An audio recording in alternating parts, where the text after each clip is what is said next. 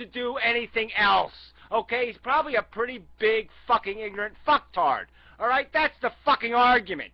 We only have so much time to absorb so much fucking information, and we can only retain so much in our limited 3-pound brain. You want to talk like that's unlimited? Fuck you, glad. Take off leave for good, you dumb fucking cunt. You're wasting my goddamn fucking time with an idiotic argument. Oh, we all can know everything. We all should take every subject and learn everything on Earth. I mean, what a stupid fucking idiot.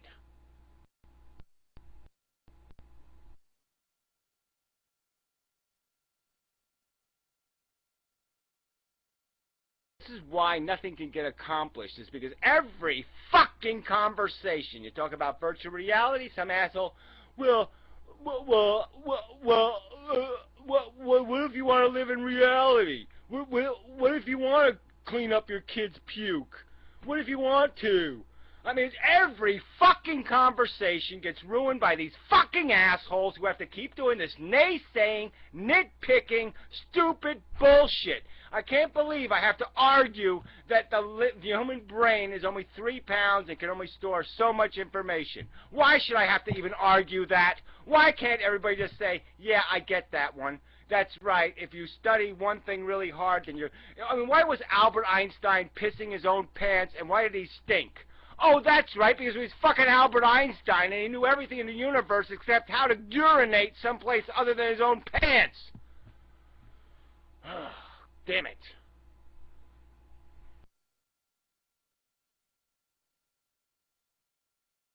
I hate people.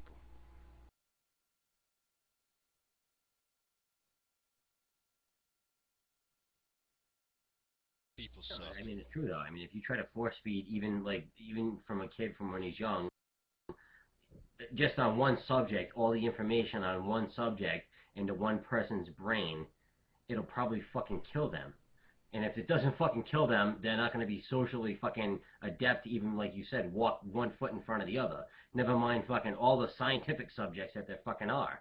It's absolutely fucking ridiculous. Well, I'm just saying, if you look at all like the great composers or the great musicians, right? I mean, they spend hours and hours and hours practicing their art or their talent. And obviously, yeah, if you meet those people, they have no social skills, okay? They really can't talk about anything else but music, all right? Is because, yes, they've spent all their time in that universe. They never even watched the Flintstones or something. You know what I mean? You can't even talk about anything social icon-wise because they don't even know what the fuck you're talking about. They don't know what the Simpsons are, for Christ's sake. So, yeah, their brain has a whole lot of, it's not been distracted. Okay, because it's been absorbed in that subject to create the proficiency they've established. And it's just a fact. So why, well, whatever. I mean, I don't want to harp on it, but it's like every conversation, like I said, every fucking conversation always gets distracted by this nitpicky, naysaying bullshit. It's like you can't establish any premise ever. I mean, you can't dare say anything as a truth. I mean, we evolved from a cell that could reproduce. No. There was magic somewhere. The unicorn farted, and that's when we got intelligent. I mean, it's always some fucking catch, some fucking where.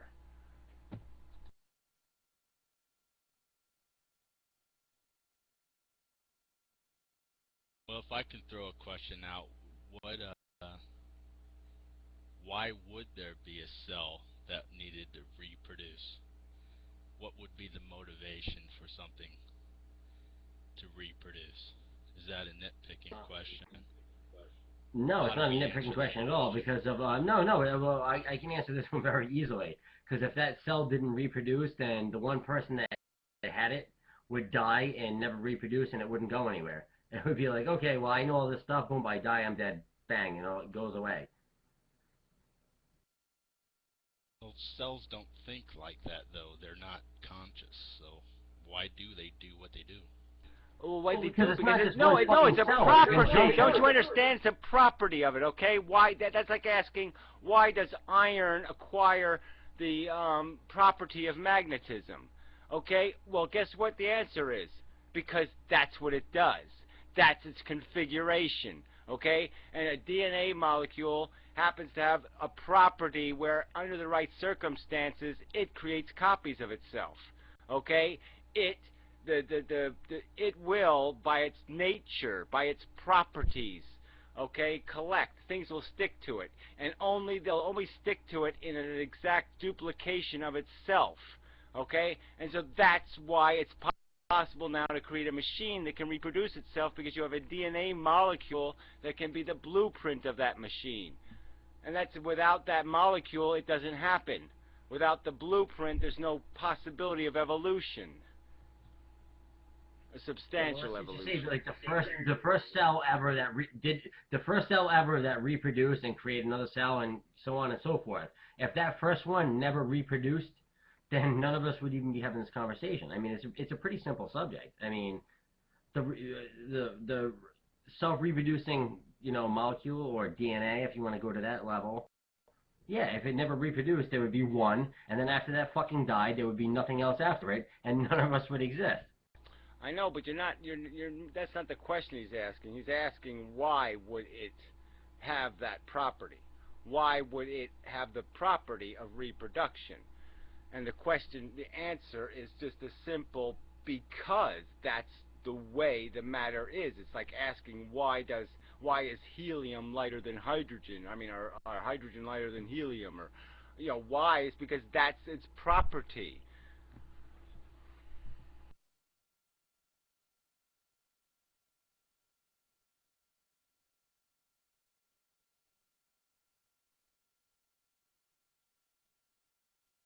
So I guess it's in the best interest for we, as a reproducing machine,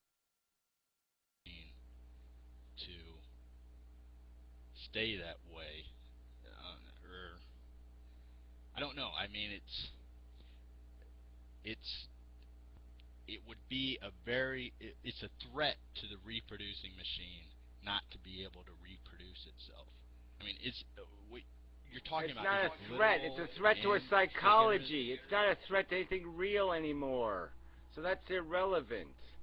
I mean, the idea of a threat can only happen to something capable of understanding a harm or feeling a harm. So until you have sentience, there's no harm. So there's no such thing as a threat. I mean, the fact that we would interrupt a machine is ludicrous. So what? Well, a machine doesn't do what a stupid machine doing a stupid thing, and we stop it from doing that? Well, so what?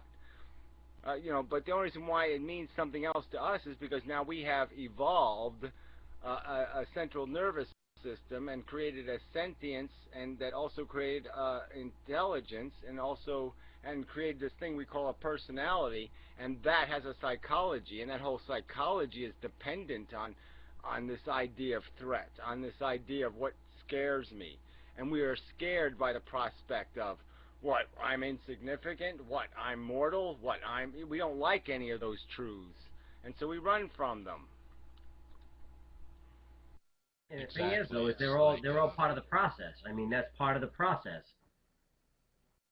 Well, it's part of what happens when you create desire as part of a mechanism. So now the machine is not just a functional machine, it's a machine motivated by desire, which creates a whole new kind of element in the mix. It creates a whole new fuel, to propel these organisms, and that's where intelligence now has value, because now it can be a manager of this desire. It can be a tool to satisfy the desire.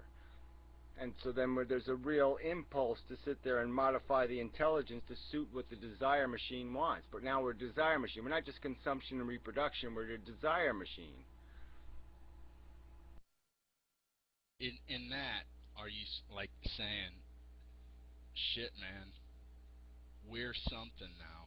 We gotta fight against any threat that would threaten my individuality?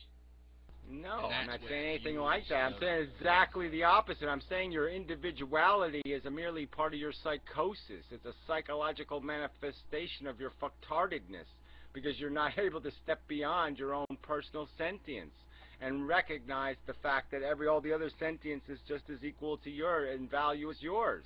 You are irrelevant. The only thing that